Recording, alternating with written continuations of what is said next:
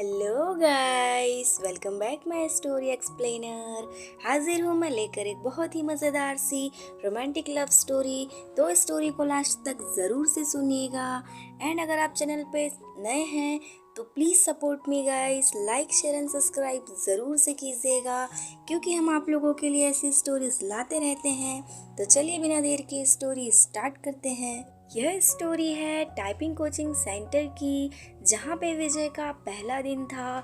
वह अपनी सीट पर बैठा टाइपिंग सीखने के लिए नियमावली पुस्तिका पढ़ रहा था। तभी उसकी निगाह अपने कैबिन के गेट की तरफ गई, जहाँ पर कजरारे नैनों वाली एक सांवली सी लड़की उसकी केबिन में आ रही थी। लड़की उसकी बगल वाली सीट पर आकर बैठ गई। तभी टाइपराइटर को ठीक किया और टाइप करने में मशगूल हो गई। विजय का मन टाइप करने में नहीं लग रहा था।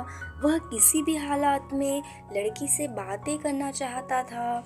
वह टाइपराइटर पर कागज लगाकर बैठ गया और लड़की को देखने लगा।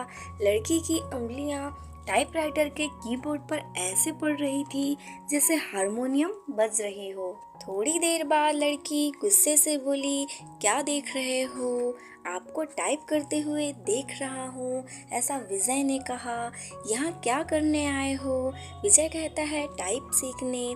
ऐसे सीखोगे? लड़की के स्वर में बहुत ही गुस्सा था। मेरा आज पहला दिन है, इसीलिए मेरी समझ में कुछ भी नहीं आ रहा है। आप टाइप कर रही थी तो मैं देखने लगा कि आपकी उंगलियां कैसे पड़ती हैं कीबोर्ड पर। आपको टाइप करते देखकर लगा मैं भी सीख जाऊंगा। यदि इसी तरह मुझे ही देखते रहे तो आपकी यह मनोकामना कभी पूरी नहीं होगी। लड़की फिर टाइप करने में जुट गई। विजय भी कीबोर्ड देखकर टाइप करने लगा। टाइप करने में उसका मन नहीं लग रहा था। वे बेचैनी सी महसूस कर रहा था। 10 मिनट बाद ही उसने टाइपराइटर का रिबन फंसा दिया। रिबन तो फंसेगा ही जब ध्यान कहीं और होगा। लड़की उसके टाइपराइटर को थोड़ा अपनी ओर खींचकर रिबन ठीक करने लगी। इसी बीच रिबन नीचे गिर गया। वह उसे उठाने के लिए झुकी तो उसके गले से चुन्नी गिर गई। रिबन उठाने के लिए विजय भी झुका था। उसकी निगाहें अचानक से लड़की के उरोजों पर चली गई। वह उसे देखकर सकपका गया। लड़की कहती है, लो ठीक हो गया। लड़की ने कहा, तभी उसकी चेतना लौटी। लड़की फिर टाइप करने में लग गई, लेकिन विजय का मन टाइप में नहीं लग रहा था। वह लड़की से बात करने की ताक में ही लग रहा था। मन नहीं लग रहा है। अचानक लड़की ने उससे पूछा तो बाहें खिल गईं। लगता है कि सीख भी नहीं पाऊंगा। आसार तो कुछ ऐसे ही दिखते हैं। आपका नाम क्या है? विजय ने बात को आगे बढ़ाने के लिए सवाल कर दिया। लड़की कहती है, मेरा नाम सरिता है। विजय कहता है, आपका नाम बहुत ही अच्छा है, लेकिन मुझे इस नाम से बहुत ही नफरत है। क्यों? कोई एक कारण तो हो बताने का। यह कहते हुए सरिता अपनी सीट से उठी और पर्स कंधे पर टांगते हुए केबिन से बाहर निकल गई। विजय उसे जाते हुए देखता रहा। उसके जाने के बाद उसने टाइपराइटर पर डाली। टाइपराइटर से उसे उदास लगा और दुनिया बदल गई। इसी दिन से विजय हवा में उड़ने लगा, रातों को छत पर घूमने लगा, तारे गिनता और उनसे बातें करता। चांदनी रात में बैठकर कविताएं लिखता। गर्मी की धूप उसे गुनगुनी लगने लगी। दुनिया गुलाबी हो गई तो जिंदगी गुलाब का फूल। आंखों से नींद गायब हो गई। वह ख्यालों ही ख्यालों में पैदल ही कहीं कहीं किलोमीटर घूम आता।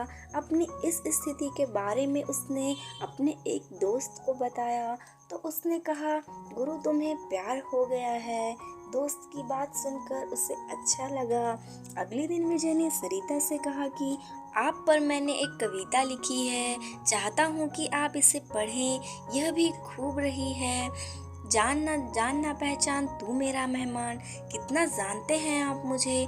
जो भी जानता हूँ उसी आधार पर लिखा हूँ। सरिता उसकी लिखी कविता पढ़ने लगी। सरिता कल कल करके बहने वाली जलधारा लोगों की प्यास बुझाती, किसानों के खेतों को सींचती, राह में आती हुई बहुत बाधा भी फिर मिलती है सागर से। उसके प्रेम में सागर साहिल पर पटकता है, सिर उसके प्रेम की प्रगाढ़ता का प्रमाण है। पूर्णमासी की रात में उस उठने वाला ज्वार भाटा सरिता है तो सागर है।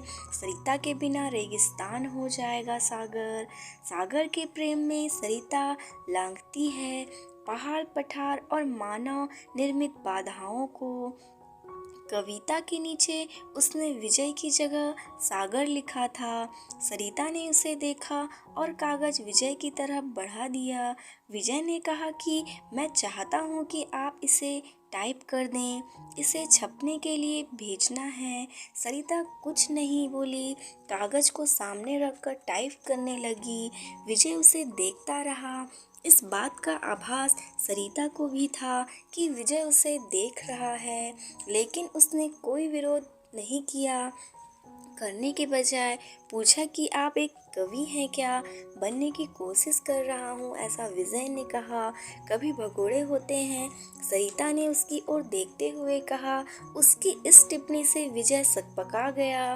कवि अपने सुख के लिए कविता रचता है, रचते समय वह कविता के बारे में सोचता है, उसके बाद वह कविता को उसके हाल पर छोड़ देता है। कविता जब संकट में होती है तो कवि कविता के पक्ष में खड़ा नहीं होता। यह आप कैसे कह सकती हैं? मैं समझती हूँ कि आदमी की ज़िंदगी भी एक कविता है। मेरी ज़िंदगी एक कविता है। मेरी ज़िंदगी मुझे अच्छी नहीं लगती, इसीलिए कविता भी मुझे अच्छी नहीं लगती है। अरे वाह, आप तो कवि हैं। अभी आपने जो कहा वह तो कविता ही है। कविता नहीं, कविता का प्रलाप है, उसकी वेदना है जो उस कवि के कारण उपजी हैं, जिसने मेरी जिंदगी को इतना कहकर सरिता केबिन से बाहर चली गई। विजय कहता है कैसी है यह? विजय ने सरिता के टाइपराइटर को देखा, लगा जैसे टाइपराइटर किसी शोक के गीत की रचना में मशगूल है। So friends, thanks for watching and please support me guys. Like share and subscribe ज़रूर से कीजिएगा, क्योंकि हम आप लोगों के लिए ऐसी स्टोरीज लाते रहते हैं। नेक्स्ट पार्ट के लिए स्टे कनेक्टेड। Bye bye.